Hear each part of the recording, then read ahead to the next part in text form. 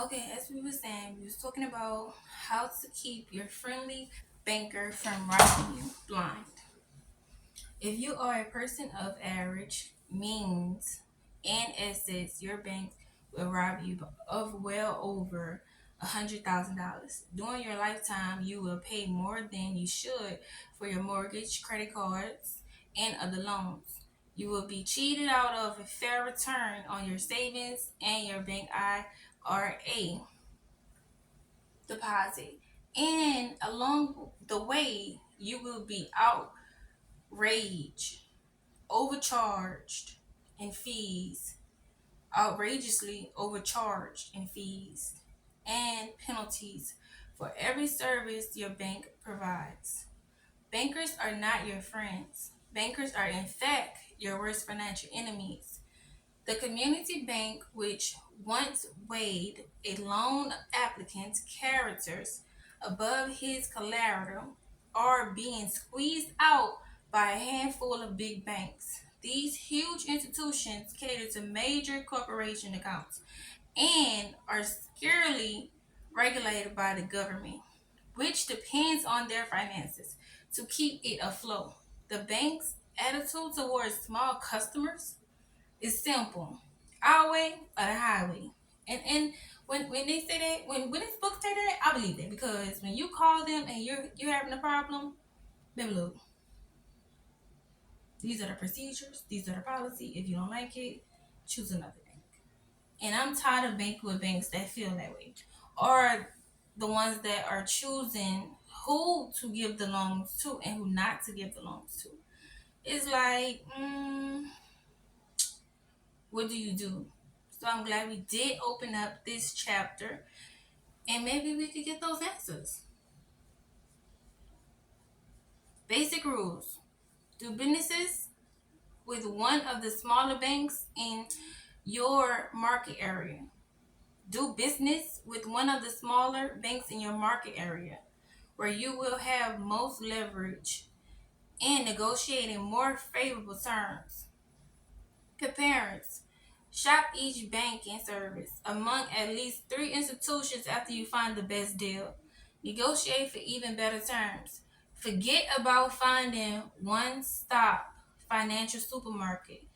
You may wind up at a bank A for a checking account, at a bank B for a savings account, and at a bank C for a mortgage. Anyway, banks do not value your loyalty. They value only your money. Y'all go fuck with the TTHC. Gee whiz. The mortgage is the largest investment most people ever make, and one where banks take the greatest advantage. Most people decide on a mortgage based on whether they can afford the monthly payments. They rarely consider nor do banks openly disclose that at privileged interest rates, homeowners repay about $4 for every dollar they borrow. Oh, over the standard 29 to 30 years term. In other words, $100,000 mortgage will cost them about $400,000.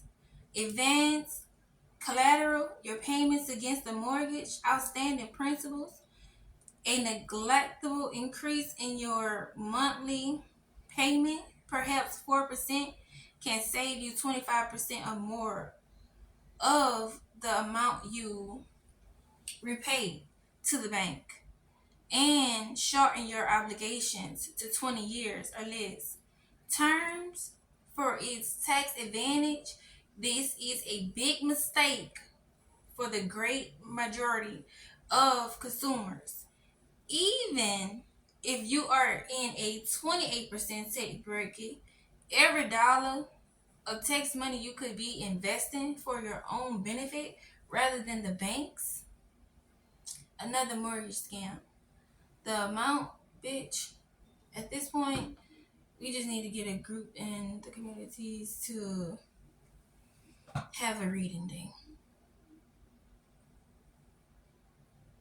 The adjustable rate mortgage, ARM, represents the banking industry at its worst. It's a marketing gimmick complete with a counting rate that flags the most valuable and overextended. The arm was created to ensure that the banks might skim the absolute maximum from their borrowers. No matter where the interest rates head, the risk is virtually all yours. It is also possible, of course, that an interest rates will fall, but since bankers could control the rates, rates will always fall more slowly than they rise. And I said that when I just purchased something. So you mean to tell me somebody was in it, you took it from them, and then you resold it to me for more? And the interest on it, as I do read this and think about the paper, the interest on it was pretty steep. Even when I was late, like one day, I was so confused. Unfortunately, the prime interest rate will tend to increase in reverse portions to our economy health. In other words, your mortgage payment soars just when it is most likely that you may lose your job or business. Even if you are holding steady, there's a fair chance you won't be able to afford the larger payments. Considering if your ARM is based at 10% interest and then rise 13%, your interest costs have actually risen by 30%. What the fuck?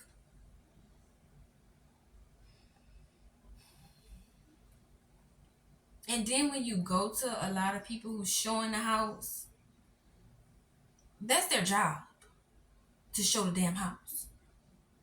That's their job to get you into the house. And nowadays, even with paying rent, it's not even worth it because the houses don't even be up to par. Everything is old when you get in there. Nothing is up to date, not even the appliance. And they're asking for stuff that's just outrageous. If I come into a home under under the pretense that everything is working, everything is fine, and then 9 months down the line, we have to fucking take out the toilet, pick up shit to get to a sewer line or something under our house. Now the previous owners may have known this, but from like all the way down to the bank, to the owners, to everybody, man, you are dealing with a house. I don't know. Hell, do we buy the land and bury the dead people back there that has died in our family? Because I'm considering it. I'll get you a nice what they put on tombstone. I'll get you a nice one.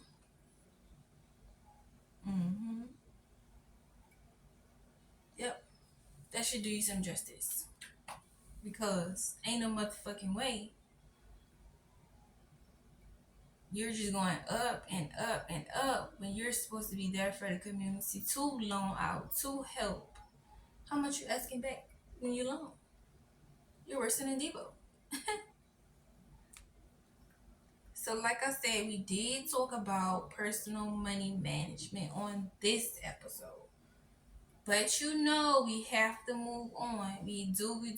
And I would love to keep going, but I will add this in on each one, maybe. Maybe not, maybe just on Fridays. I say just on Fridays, though, because we got to keep it juicy, honey. And that's juicy, too. This is real juicy. This is what we need to hear. Don't get me wrong. But where are we? We are in the purple room. Where we talk money, love, sex, marriage. Straight talk. We don't sugarcoat it and we don't go around it. It is what it is. Now I seen a Breakfast Club clip came down my timeline. And I just wanna say being married and also being on the outside of the fence when this certain person said her husband been married for 20 years and she don't have no problems out of him, no cheating, no nothing. Most women will sit back and second guess that. Like your first instincts, bitch, you lying. You must don't know. What we have to understand is they do have people that's really standing on what they believe in life. Yes, they can't only see one woman. Yes, they can't only be with one person. If it's hitting like it's supposed to hit, why do you need to step outside of the home? Now, if you have some personal issues with yourself, like, insecurity or bisexualness or anything like that, or you just like to experiment with certain things, then yeah, you're gonna mess up everything that you get into because you haven't yet found who you were and accepted who you were yet. So I was so glad to hear that she said, like, I don't have those problems. And even if she did, those problems were forgiven and kept behind closed doors. Like, we took it to our grave because we knew for sure that this was it for us. We stand together. So whether you know or you don't know, what do you think? Like, could you live with knowing, or could you live with not knowing, or could you just live with accepting your own reality? Like, okay, if I say, bitch, my husband ain't been nowhere, my husband ain't been nowhere. In my eyes, nothing that I seen. And sometimes it's like that, man. If you ain't see it, then how can you prove it? How do you know? But me, I have like this gut instincts, I guess, if that's what you want to call it. I'm gonna know, bitch. Excuse my language, but I'm gonna know. On my soul, I'm gonna know. Don't play. I'm gonna find out. Might not say that, but I'm gonna find out. Just want you to know I'm gonna find out. I don't have no right here. My shirt just rolling on my neck. And I can say this is working. This is strong. Jesus Christ. So let's get into it, baby. I know I got my girls. I love them dearly. I only need to hear myself, nothing else. And we stopped on page 11. And if you are just checking in with me and subscribing, we are now checking in with our book. And if you know, you know. Zane Dear G Spot. Let's get into it, y'all. I can't totally fault you. My bad, you guys. We left off on that page. Let's get it together.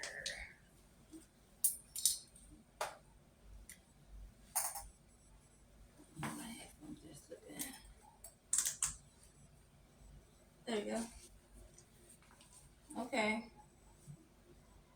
We are going to bop down and we are going to bop in the middle because, like I said, I really want y'all to get the book. If I give y'all all the information correctly out these books, y'all will not go purchase them, and you are missing out when you don't go purchase the book. Get the book. What do you have to do?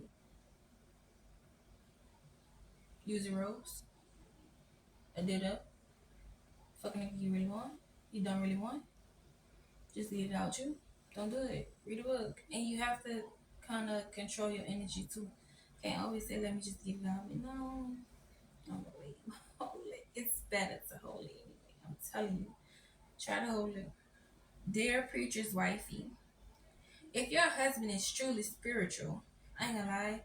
If I was married to a preacher and first lady in church, I'm gonna get you. You got it coming to you. He will be able to deal with your issues and seek counseling with you to fix them. The only way you will be able to save your marriage is to come clean.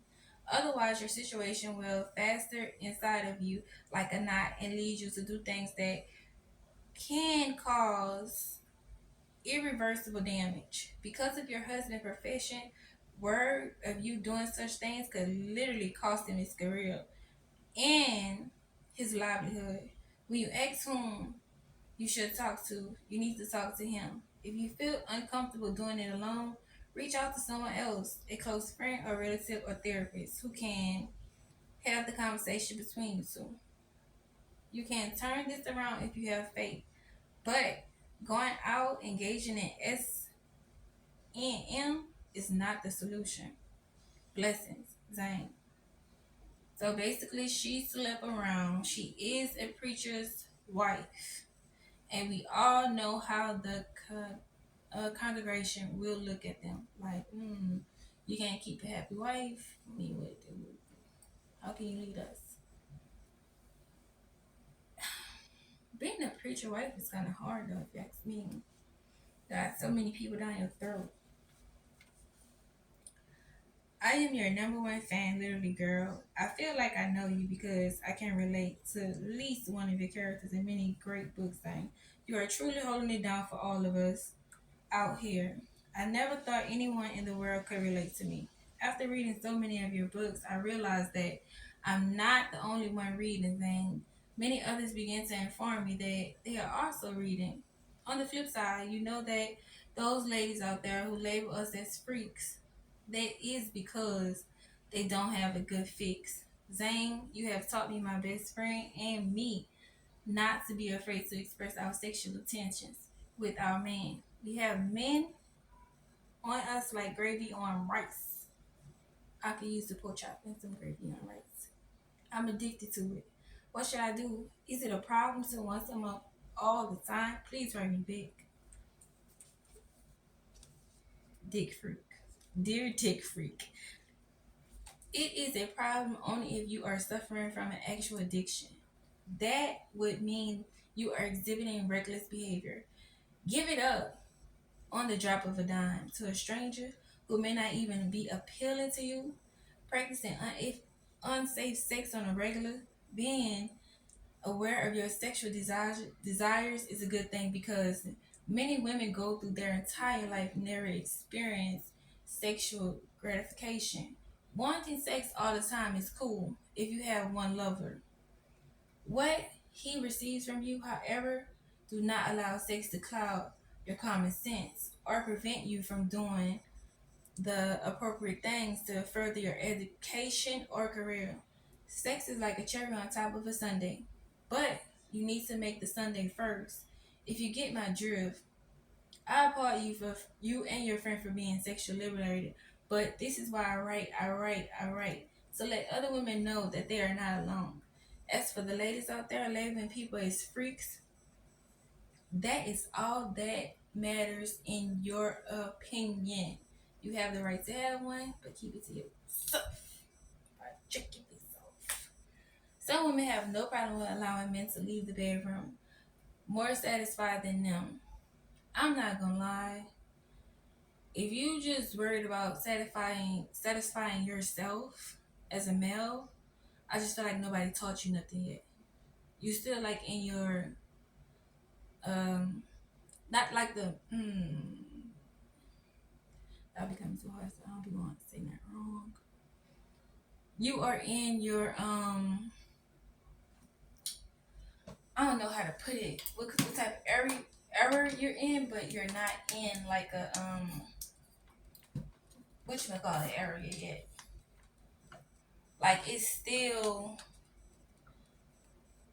fresh for you. Like you don't get it yet. To say like you at your age because you still like in Pound Town, like Sexy Ray say.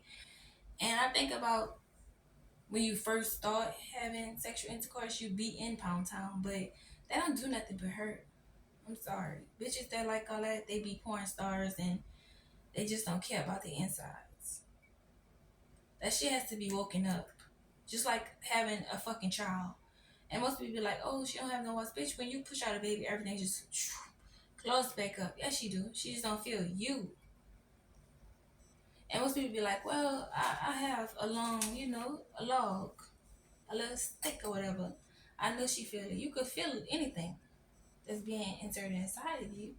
But does it have motion? A lot of niggas don't have no motion. It's just straight wall to wall every time, like two like a headboard hitting the wall. Boom, boom, boom, boom, boom.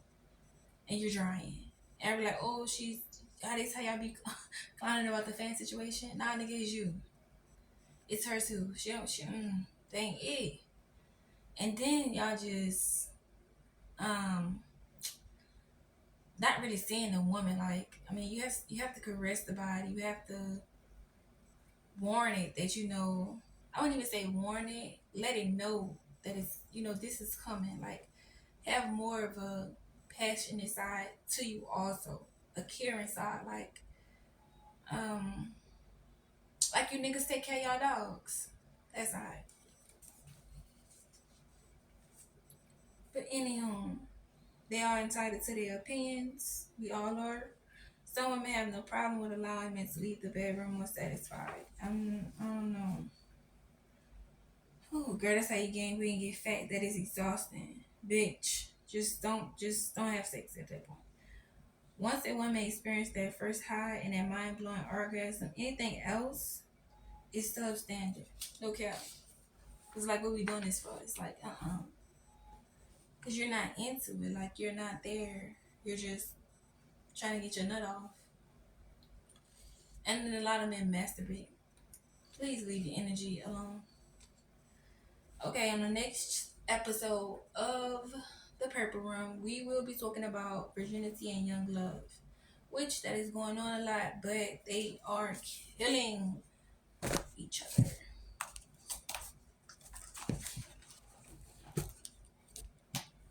And we definitely need to take that serious.